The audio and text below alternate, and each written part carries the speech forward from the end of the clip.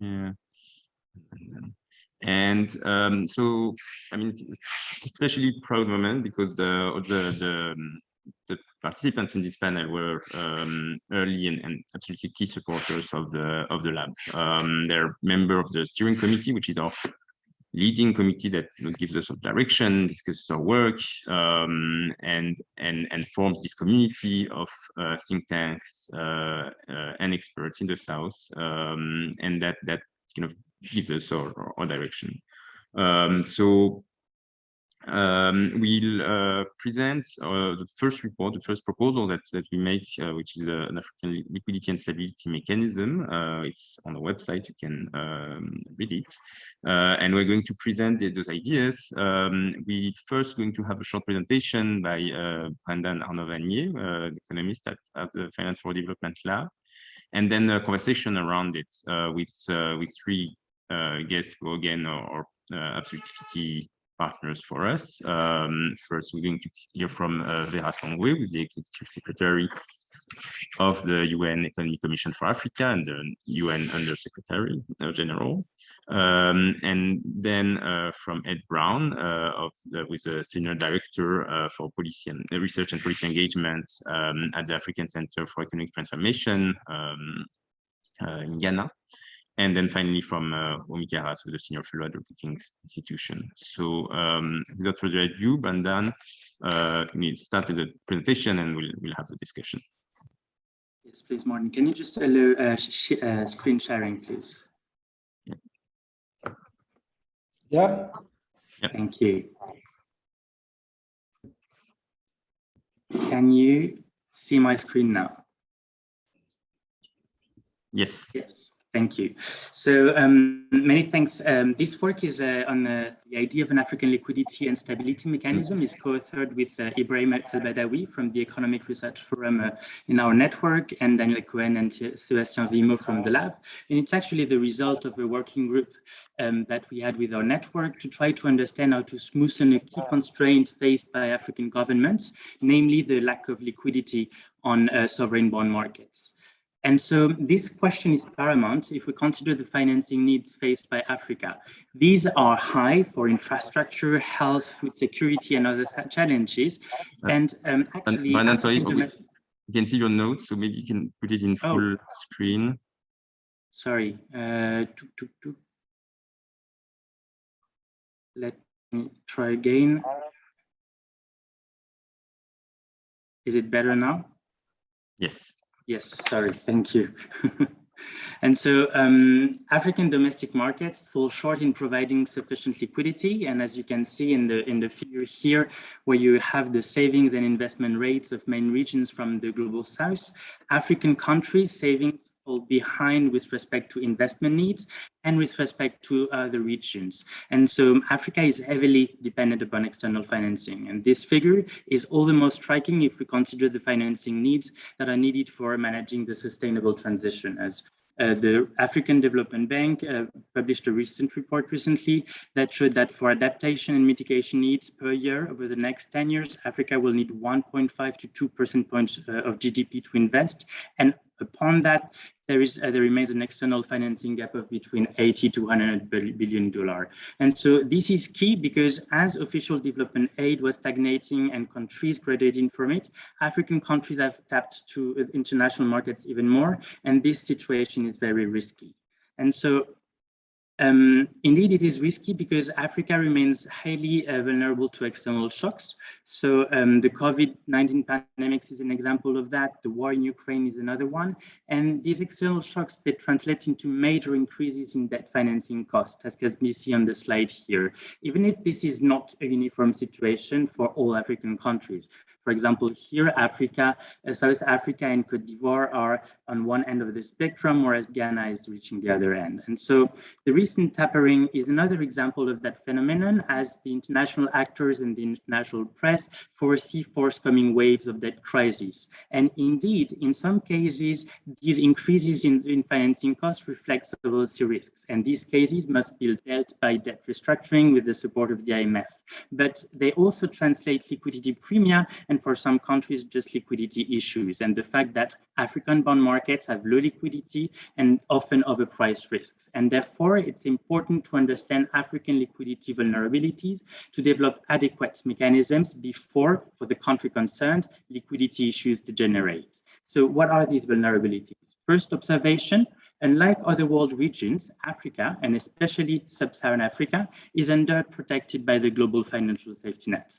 What's the global financial safety net? It's a set of arrangements and tools that can provide countries in trouble with liquidity to ensure financial stability. So that's the International Monetary Fund, central bank bilateral swap agreements, but also regional financial arrangements such as the European Stability Mechanism or the Chiang Mai Initiative for Multilateralization.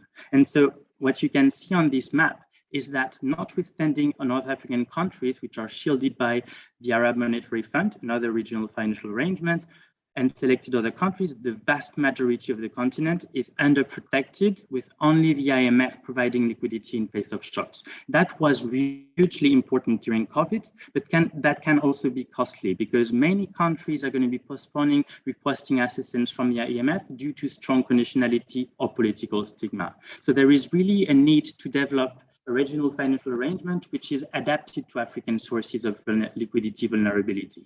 What are these sources? First, African markets lack infrastructures and backstop that elsewhere are going to ensure minimum liquidity and stability. Second, markets tend to overprice African risks and thus are boosting borrowing costs. And third, because African countries are overly dependent on commodities and because hedging mechanisms are very costly, they are very much exposed to volatility. And so derived from these, we propose 4 facilities to 4 specific needs. But let me insist again, these facilities are targeted towards liquidity vulnerability and in no way should be used for countries under solvency issues. So 4 facilities for 4 constraints. First, African sovereign markets do not have the same infrastructures as available elsewhere to provide and boost liquidity, and namely here, a repo facility. That's the idea that the Economic Commission for Africa of the United Nations launched in November 2021, the Liquidity and Sustainability Facility, which should be operational in coming months, and Vera Songwe might talk a bit more about it in a speech. So in a nutshell, that's a special purpose vehicle that offers concessional repo loans to private investors that in turn are going to be pledging African sovereign debt securities as collateral. And so the concessional approach to repo loans will incentivize the private sector to increase portfolio investments on the continent. And by introducing greater liquidity, this induces competitive tension on pricing, and the facility will reduce government borrowing costs across the continent. Second, the idea is to target the high volatility that comes from heightened commodity dependence. Most hedging instruments, such as options or commodity-linked bonds, are either very costly or highly liquid, such that most countries prefer resorting to futures to hedge against commodity price volatility. The issue with commodity futures is their margin calls. That is the fact that when the spot price rises above the level that is predetermined in the contract, the country has to provide additional liquidity. And this is this kind of liquidity crunch that the commodity hedging facility aims to tackle. So first, let me note that this is a liquidity issue. Indeed, take a commodity exporter that committed to a given price in the past. If the price of the commodity rises on spot markets, then the country should benefit from this situation a priori. Yet, there are cases where the country doesn't have enough liquid resources upon the moment to answer the margin call. Even so, it is benefiting from a rise in prices. And that's where the commodity hedging facility comes in. It would basically provide guarantees on the margin calls, and should the guarantee be drawn upon, the mechanism would be issuing high seniority debt that the country has to repay in the coming years. And this ensures the facility's sustainability. Third, African countries facing heightened liquidity tensions often lack adequate safety nets that prevent panics or tail events. And that's what's behind the creation of the credit enhancement facility. And so in the spirit of Brady bonds, the credit enhancement facility would offer rolling guarantees in case of high uncertainty or tail event period for specific assets to countries in sound situations, but that struggle to tap the market. And so guarantees would decrease the risks of considered assets and ensure a higher buy-in by investors. And the core rationale behind all of that is that the guarantee offers a backstop against panics on markets. Basically, the facility would guarantee a maximum of 40% of total debt, which is a figure that echoes the average haircut that African countries benefited from in the past. And if a country draws upon the guarantee, the mechanisms create a new senior debt security. And by ensuring that a minimum amount of liquidity benefits from higher seniority, the facility acts as a backstop on recovery and counteract investors' fears that should the situation degenerate, all will be lost. That's the way that the facility will reassure and provide more liquidity. And fourth, we know that debt restructuring negotiations are often long and come with risks of costly deadlocks, because debtors have limited space and bargaining power, and because they face a diversified pool of creditors. And so here, the facility, the debt restructuring facilitation facility, will try to tackle that. And so note that the facility will only be used after restructuring is ongoing with the IMF and within the framework and conditionality set forth by the fund. But the rationale of the facility is that to enhance creditor participation, the debt restructuring facilitation facility would offer a cash sweetener. And in practice, this cash option would be installed through an auction, because recent research advocates that auctions can lead to efficient sorting and participation and help reveal creditor preferences. And so in practice, these auctions allow for the identification of private creditors which are willing to exit at a steep discount. And so in a way, this facility enhances ex ante the guarantee of bonds by granting cash exits. And let me just conclude with a few practical elements. So our proposal is just a contribution to ongoing discussions. What we think is really important is have this mechanism as a trust fund hosted by an international institution, Pan-African preferably for ownership and to amplify African voices in international fora. Of course, very important, as I've alluded to before, the preferred creditor status, which entails the sustainability of the facility. And we also advocate for a prescribed holder status to enable SDR2 channeling. And regarding financing needs, we estimate that these needs should range in between 40 billion to 80 billion US dollars. So I'll stop here and give the floor back to everyone. Thanks a lot, Brendan. So the idea is we discuss various aspects of the discussion and to present some broader views, perspectives on the need for more liquidity on the African continent. So I'll first turn to the Songwe. Dr. Songwe,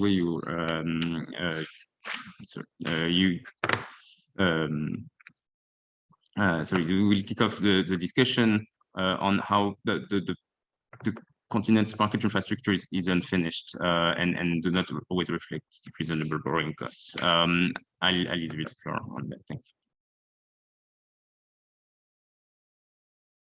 I think I'm on mute. Thank you very much for that. Let me first of all start by, of course, congratulating everybody, Martin, Daniel, the whole team, Brendan for the launch of the official launch of the Finance for Development Lab. We've been talking and working with you for so long that it feels like it has already been launched. But I think this is a great day for the idea. I think it's an idea whose time, as Kalpana said, has come. I think we do need many more people talking about how we rethink the global market infrastructure. I tend to say that after the First World War, we created the League of Nations. After the Second World War, we killed the gold standard, and we've created, after the Second World War, the Bretton Woods institutions. Maybe the combination, as Kalpana said, of COVID and the war and all this, we feel like we're in a Third World War and we need something new. So a Finance for Development Lab that allows us to begin to think in an academic, unconstrained by political thoughts. What can this new financial infrastructure look like? Is really, its time has come. So thank you so much. I think in the presentation that Brendan put up and we've just seen, I think he talks a lot about the need for liquidity, the need for stability.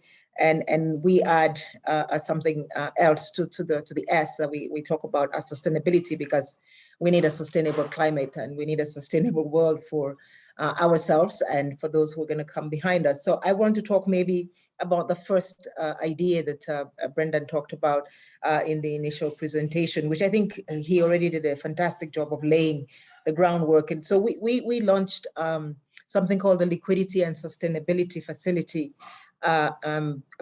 we officially launched it on the 27th of last year at COP26 because of the sustainability part. But really it starts with liquidity. And I think a lot of us today agree that there is a huge liquidity first mismatch. Kalpana talked about it as well, where there is excess liquidity in the West and not enough liquidity in the rest of the world. And so, finding some mechanisms for sort of, smoothing that is going to be an important piece of work that we do going forward. I think the global community, the West, the G7, the G20, they did the right thing. 2020, we all panicked. Did we have enough liquidity in the system? We suffered from 2008. We had not reacted enough. And so, it took a long time to get out of that crisis. So this time around, we just threw money at it and threw money, but except we didn't throw money at everybody, right? We threw money at a very small set of people. And so, and even when we had money to throw at everybody in the name of SDRs, where we had, argued for so long to get SDRs as the developing world, that was the only way that the developing world could print new money or get new money. 650 billion were printed, but at least for all of the African continent, we only got 33.6. This is less than China got, this is less than India got, but clearly 420 billion went to the G7 countries. I mean, just the sort of mismatch in the allocation of resources. So there is liquidity. The issue, I think, today is not whether there is liquidity or not, it's just the mismatch of liquidity. Now, the good news is that some of these liquidity issues have been solved in the West as well. And so we know how to solve them. And all we need to do is build those institutions for the rest of the emerging markets.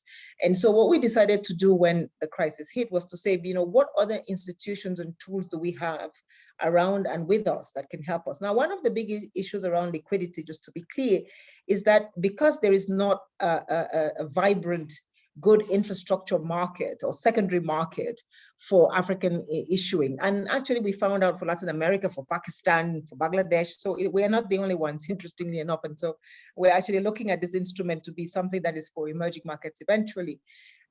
What happens, really to be pedantic with this, is that when Cote d'Ivoire issues a bond, right, and PIMCO buys Cote d'Ivoire's paper, PIMCO doesn't have a place to go and resell that bond immediately so that it gets its liquidity back. And in the PIMCO, in the bond and asset management market, cash is king. So the minute you cannot reconvert your bond into cash, what you do is you penalize the country. So yes, Cote d'Ivoire, I love you very much and I'm going to buy your bond, but I'm going to charge you for the fact that your bond is not liquid because there is not the market infrastructure for me to go and resell that bond. So that is the additional liquidity premium that many emerging markets, and Africa in particular, face, is that PIMCO doesn't know what to do with it. When PIMCO goes to the market and buys US Treasury bills at 9 o'clock in the morning, at 9:10, there are tons of repo windows that open and you can go and resell them and get cash back, and you can go back and either buy US T-bills or Cameroon T-bills or something else. This does not exist for the continent. So this is what we're trying to do, is can we put this infrastructure in place? 10, 12 years ago, we only had 3 African countries that really had active market engagement 20 years ago. Today we have, so 20 years ago, it was South Africa and Morocco that had active market engagement. Today we have 24 countries on our continent that have active market engagement. They go to the market by active, I mean, more than 3-4 times a year. And essentially what we decided to do was, yes, Africa used to go, if you think about it, almost as, small farm to market roads to large highways. We have been financing ourselves in small, farm to market roads. Now we need large highways. We need a different infrastructure. We need a much more sophisticated infrastructure to be able to continue our development. We also agree that the liquidity that gets provided to us by the concessional framework and infrastructure of the World Bank and the IMF and the EIB and everybody else is just not enough anymore to be able to allow us to do the roads, the energy, the schools, and the digitization that we need. So even today, the IMF allows countries, when the IMF does this macro framework for Ghana, the IMF says, we don't have $3 extra billion to give you, go to the market. So the IMF sends them to the markets, knowing fully well that they will be penalized in that market because the market infrastructure is not yet ready for them.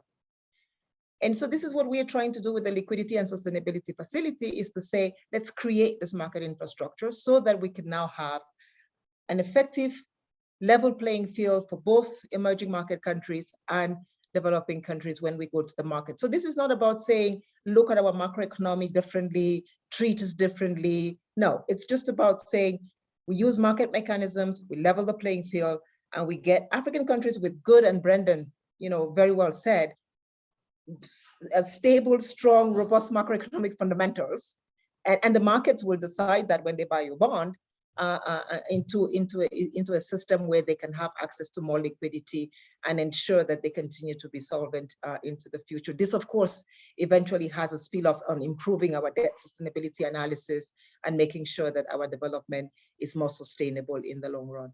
Thank you very much.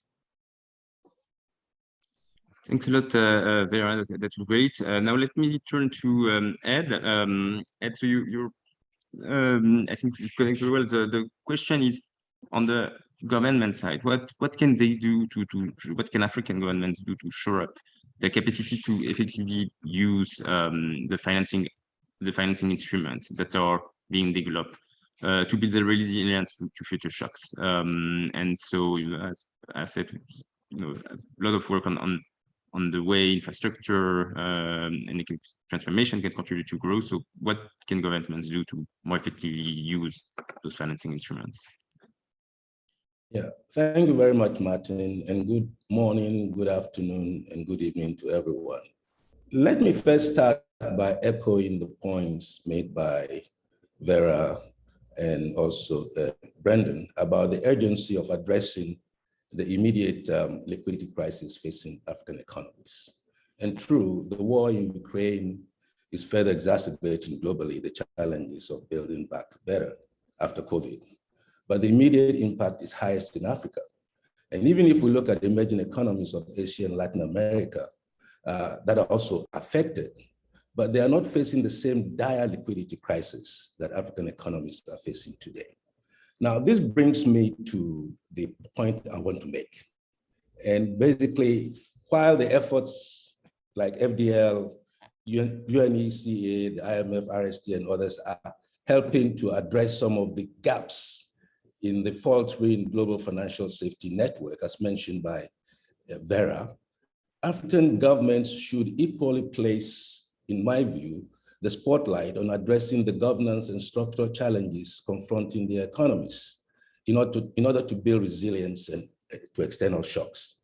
I'm saying this because there is a risk of lifting the pedal too soon on the structural reforms required to build resilience and long-term sustainable growth, and also focusing on palliative measures which may be distortionary in the medium to long term.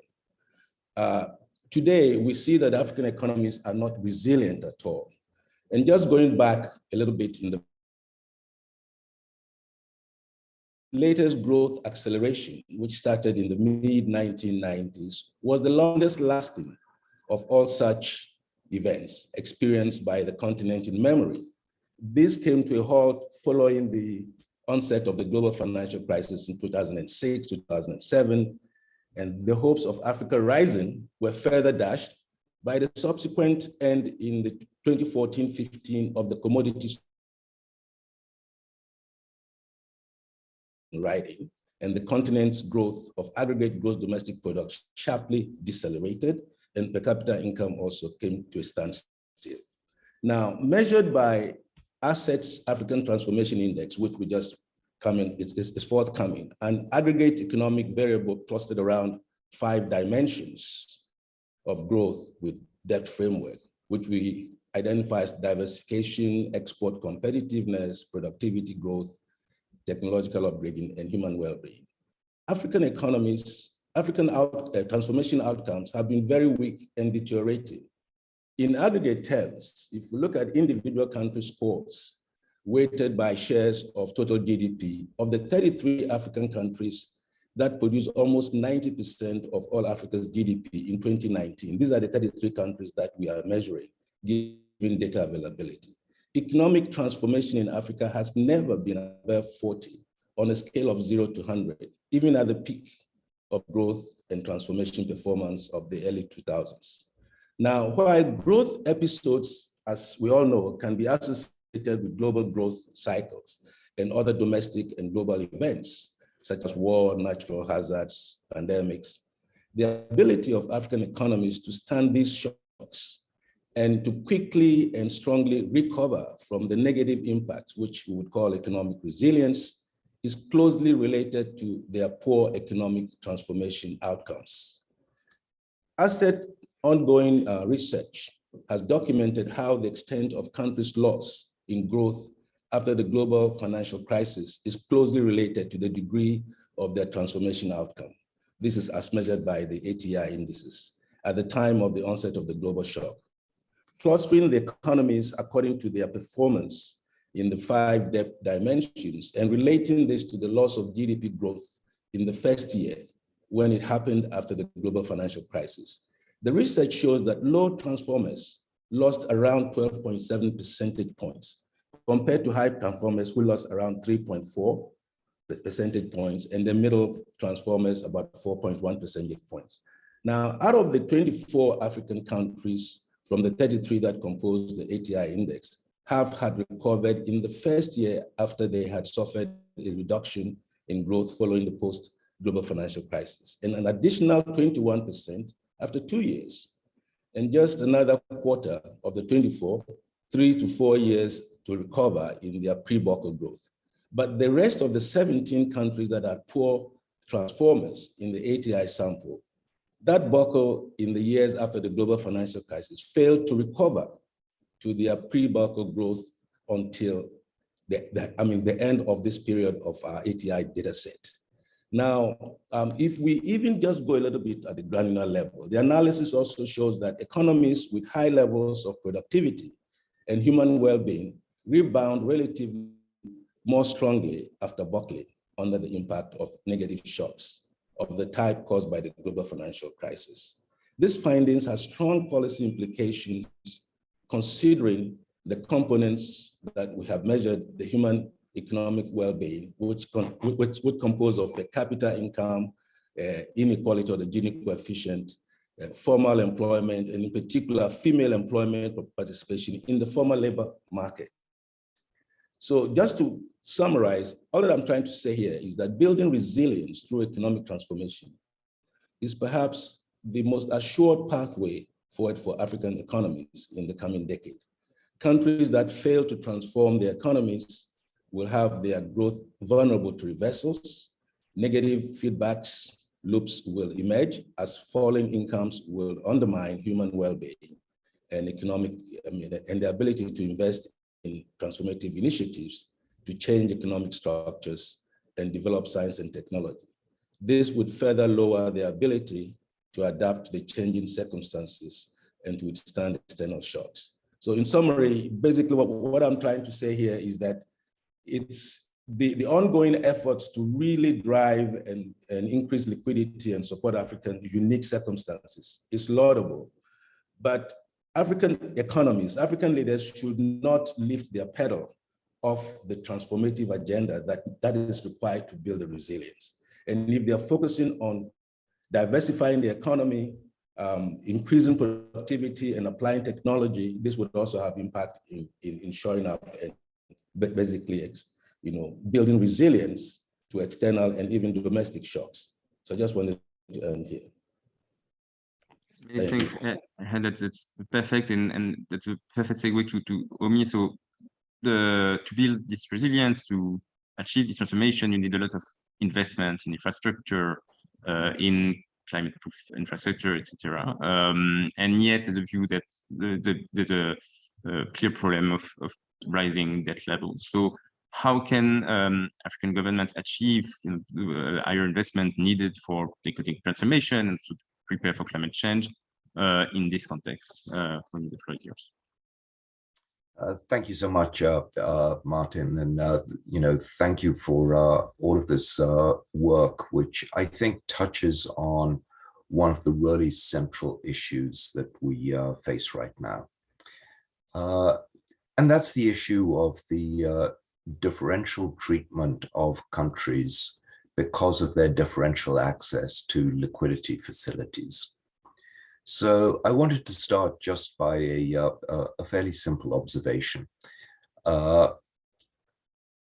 Brendan put up a map showing all of the countries that were covered by the IMF as the primary liquidity backstop facility. So for countries with good economic policies, the IMF uses a debt to GDP threshold ratio of 55%. Now, in today's world, there isn't an advanced country that has a debt to GDP ratio of less than 100%. So we're not talking about small differences or small changes which are associated with differences in I'm talking about countries with good economic policies. We're not talking about small differences. We're talking about massive differences in what governments can do. So today, as Vera said, developing countries have a huge dilemma. The traditional, what I would call the normal approach would be to say, debt levels are high because of COVID. Quite rightly, countries expanded their fiscal deficits. They had a fiscal stimulus to try to offset the cost of the recession. They've emerged with historically high levels of debt to GDP. Historically high is not equivalent to saying dangerous debt levels from the perspective of solvency. And so what we see is because of those, but it is to say that they're dangerous levels from the perspective of liquidity. So today, many African countries are being urged to cut back their fiscal stimulus at a time when there's still a substantial output gap. I don't think there's any controversy about the economic measurement of that. And, excuse me, at a time when there are large investments that need to be made in adaptation, resilience. Ed was outlining some of them, human capital and all the rest. So one has a choice.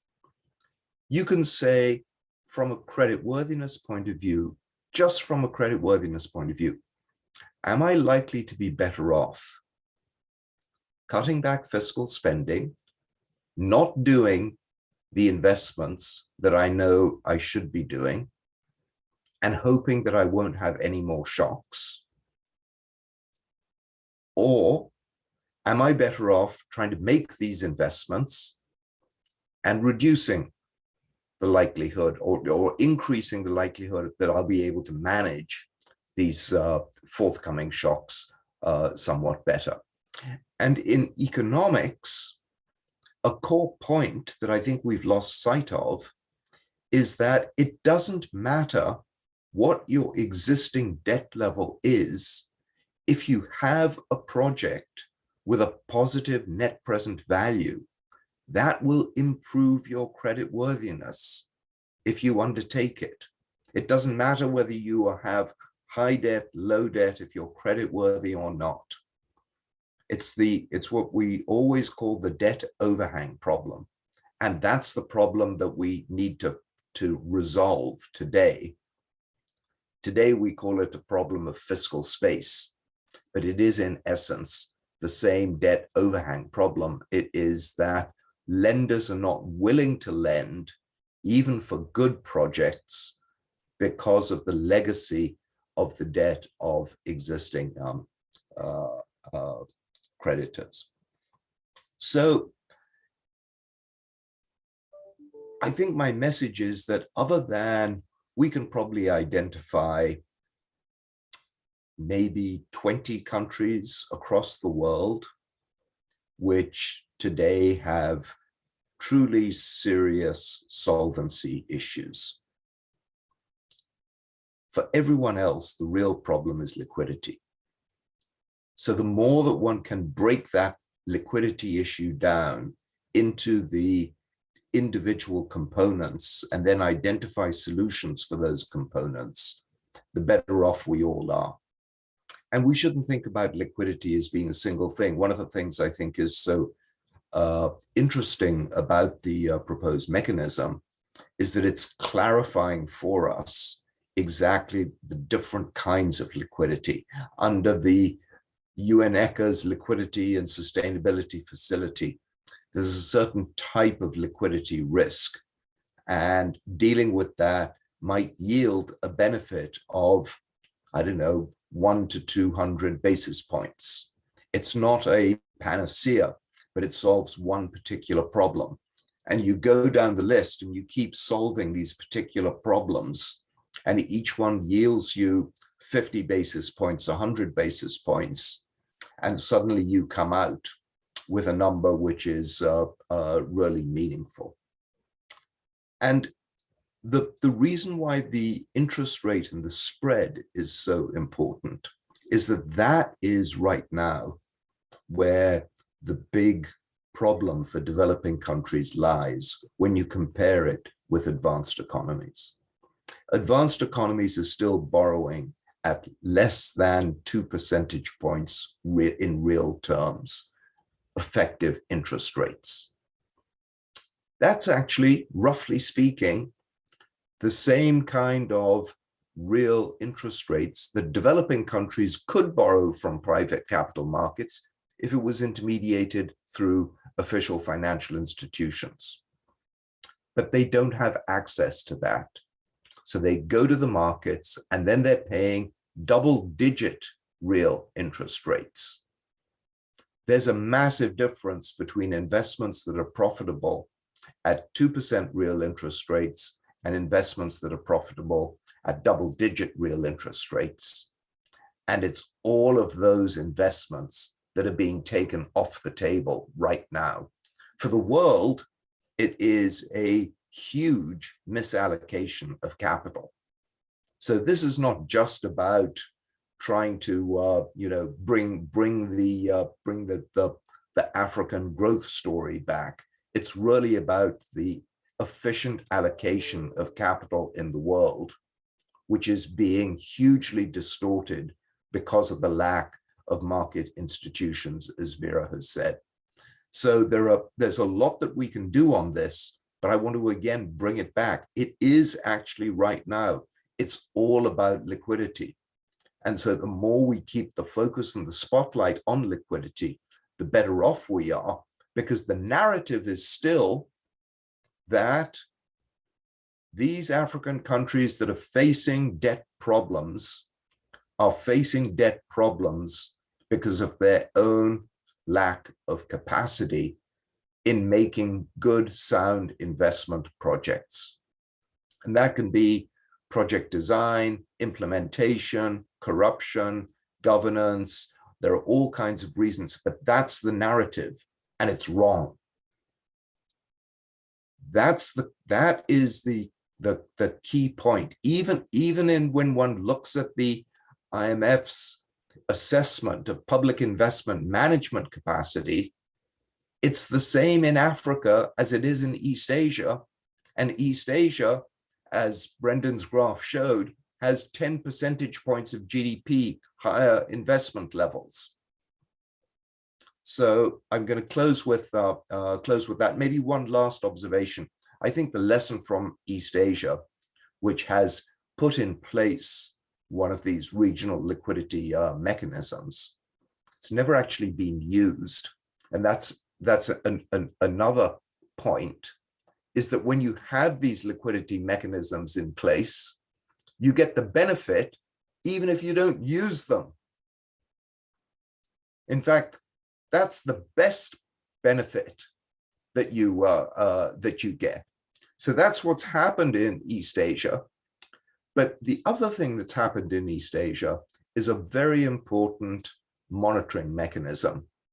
Right at the very end, Brendan went very, very quickly through it, but there was a point about putting in place a monitoring mechanism so that African economies can have a discussion about spillovers it's a really important discussion for them to have, because they do have impacts on each other.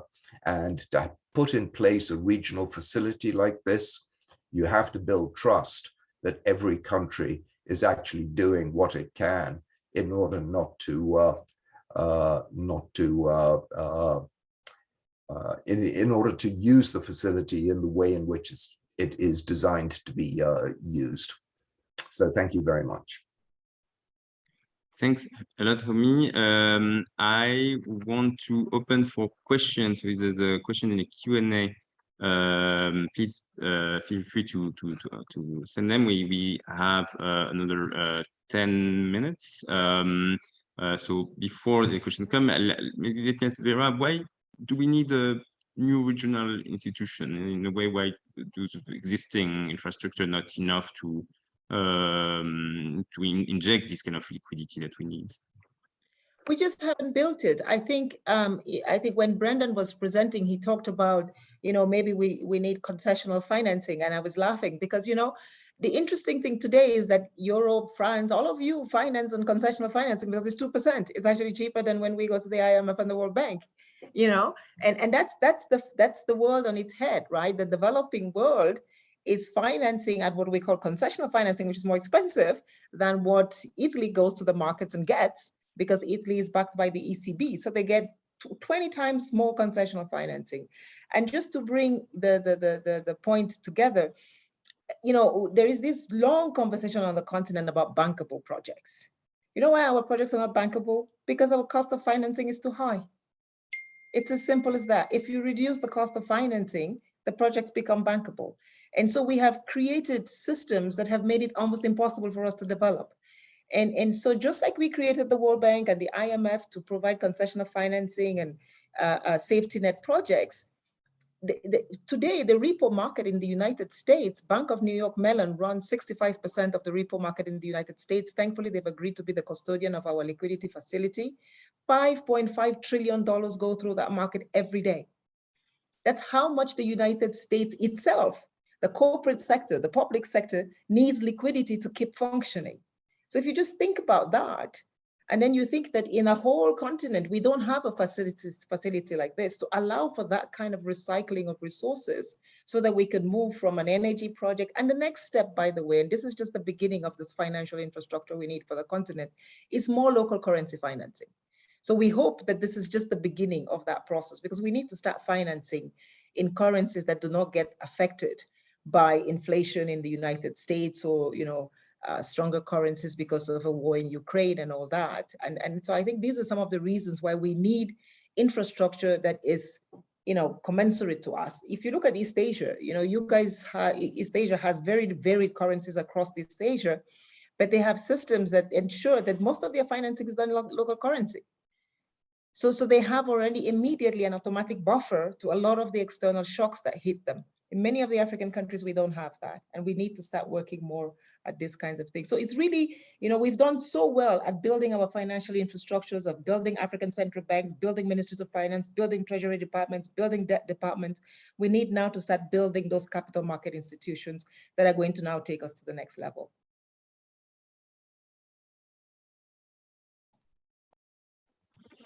Thanks a lot.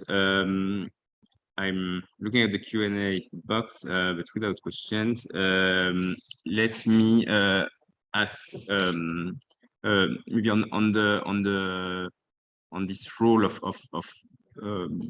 financing for the economic transformation. Maybe Ed, can you help us understand how those other aspects of financing on infrastructure can help in the economic transformation and the index that you were talking about?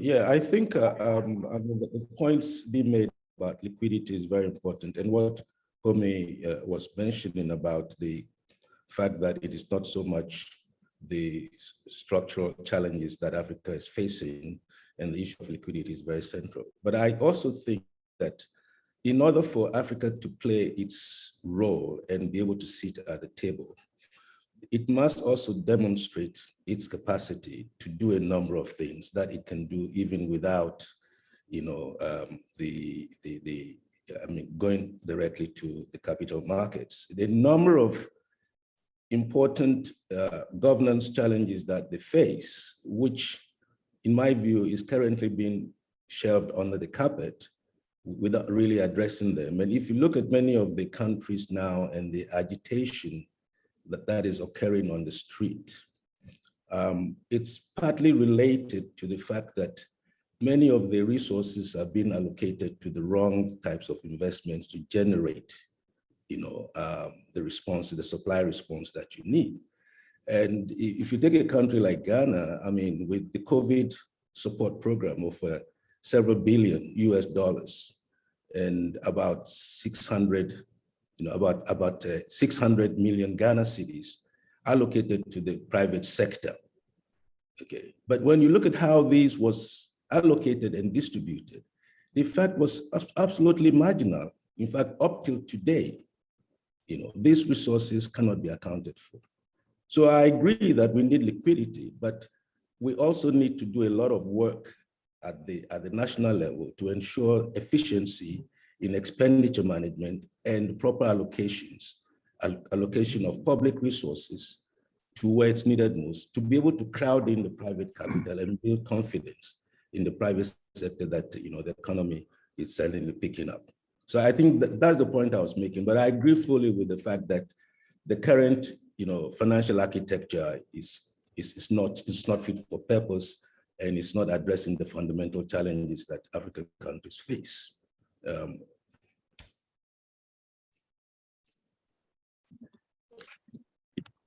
Thanks a lot, Ed. I think Daniel, you want to come in? I'll just add the question in the Q&A that maybe you can take or to the points of the panelists. But one question is that what are the next steps to get the ideas in the ILSM adopted? Another question is how to make real economic value, real economic impact, make project bankable, and in particular, Elias Ben Ayana says that when projects are driven by institutions, they tend not to be bankable. So I think you can take these questions or other panelists can, but Daniel, go ahead. Yeah, no, first of all, I want to thank the panelists because your comments are really great and right on target. Vera, Homi, and Ed. And I guess what is underlying what both Vera and Homi were saying is really the following. We know that we are perhaps at the beginning of a major financial crisis. The tightening of monetary policy in the US may be draining out a lot of the liquidity that those various central banks created after the subprime crisis. Liquidity is drained progressively. Within Europe, we see that. We saw that until the ECB said, that's enough. You're going too far. And there is a sort of implicit understanding that the 200 basis point spread over Germany is a reasonable feature, and that going beyond would be a manifestation of something going wrong with the market. I think at the scale of Africa, we may be, Brandon's graph on the spreads rising continuously since the beginning of the year, slightly before that, is a sign that something of this kind may be repeating itself in Africa. And as Homi emphasized, we need to understand, and Vera's point was exactly on that target, we need to understand what is going on. Are countries becoming insolvent because of this tightening of monetary policy? So straight answer is no. Interest rates in the US are rising to inflation. The real rates are hardly reduced, hardly increased. In fact, in Europe, we remain at negative rates. And in the US, the target is more or less to converge towards inflation. Maybe it's going to be 1%, 100 basis points larger. That doesn't change the face of the world. But African countries are suffering off is, I think, all the discussion that we had. They are an asset class that you move away when there is a flight to quality, because of the reason that Homi emphasized, because it's not perceived as liquid, it's not perceived as the right asset class when you have alternatives which are more liquid. So it is very important for us collectively to make the right diagnosis. I think we are converging. It is not a solvency crisis, it's something different in which a liquidity problem obviously turn into a solvency problem in a self-fulfilling way from the time the spreads become so high that yes, the snowball effect goes on. So for us, there is this diagnosis to be shared with the rest of the international community and to speed up on the kind of reform that we have in mind. And to come back to our items, there is Vera's infrastructure facility, which we believe all is very important to make African debt in the same class as the other asset class. What Homi was saying about the fact that the great thing, and maybe this will happen with Italy within Europe, the great thing about this backstop is when you don't need to use them because you know that you are there. And that's exactly what we are trying to present, sort of backstops. Certainly on commodities, prices are very high. How can Nigeria, Gabon, slide down when the price of their main commodity is rising? Because of it's not an asset class, we have alternative, and perhaps it will fall down. So we need to fix this commodity thing as soon as we can. We need to create, and this is the two other parts of Brendan's presentation, sort of backstop to the idea that when there is a restructuring, it's hell. No, when there is a restructuring, there is a recovery, and we can put guarantees, sort of guarantees a recovery in the worst possible circumstances. And it is time for, I would say, the international community to decide upon the fact that private debt is a thing of the past. If that is the case, let's forget it and repudiate it all and move to finance development, MDBs kind of things. Or we believe it can be saved, and if it has to be saved, we need to create a proper infrastructure to make it cross this crisis. So this mechanism that we propose, I think there is, and all the things that come with it, and we don't want to have some monopoly of this kind of ideas, there is a sense of urgency, because in 1 year or 2 years from now, it will be too late. The debt will be all defaulted upon, and it will be over for the next 20 years. The time it takes before, maybe 10 years, the time it takes in order to rebuild credibility. So there is a sense of urgency. And I think we believe that the SDR story is not yet closed, that there is still a way, in view of what is going on, to reopen the box and to make sure that these hundreds of billions of SDRs can still be properly rechanneled, and this mechanism or other alternative one is a proper thing to rechannel them and make sure that we don't enter into another cycle. Vera, you wanted to comment on that, I saw you nodding. No. You said rechanneling, and I am just in the interest of clarity saying that we have waited 1.5 years for rechanneling. It's not happening. We don't have time. New SDRs, please. We need new SDRs. We need them yesterday. It takes 3 months to issue new SDRs, and then maybe we can talk about rechanneling. But I don't think countries have time to discuss the intricacies of rechanneling 18 months later. We don't have $1 from rechanneling. Absolutely. No, I agree with that. And nothing. Yeah, no, I just thank you all anyway. That's fine. we're almost at the end of the panel. I think I'll just ask you to close on to write closing comments. So maybe ask Homi to start, and if you in 1 or 2 minutes. Thank you. Look, I think that more and more people are starting to think in this way, and I was actually very encouraged by the G7 announcement of a so-called global climate shield, as well as the partnership for global infrastructure and investment. I mean, all of these are movements, in the right direction of an understanding that we actually need to do something. And that by having some mechanism of international cooperation, that really makes the finance more available and more accessible. I don't think they've quite thought about the liquidity aspects of it, but they're starting to think about the investment aspects of it. And I want to come back to this point about the issue of investable projects. There are some that we know. Investment in education and investment in building health systems is not technically that difficult to do. And we don't have money to do it. These are good, sound investments from a long-term solvency point of view. So we should be in a position to get on and do it. Other kinds of investments, infrastructure, etc. We all understand infrastructure is complicated.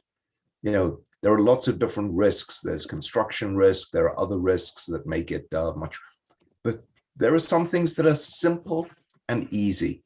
Let's start with the simple and easy and start to get them done. And some of these mechanisms, I think, move in that direction. So I think being clear-eyed about the difference between liquidity and solvency. If you look at the IMF assessments, it's all about liquidity. They don't even pretend to make an assessment about debt solvency, the solvency of countries.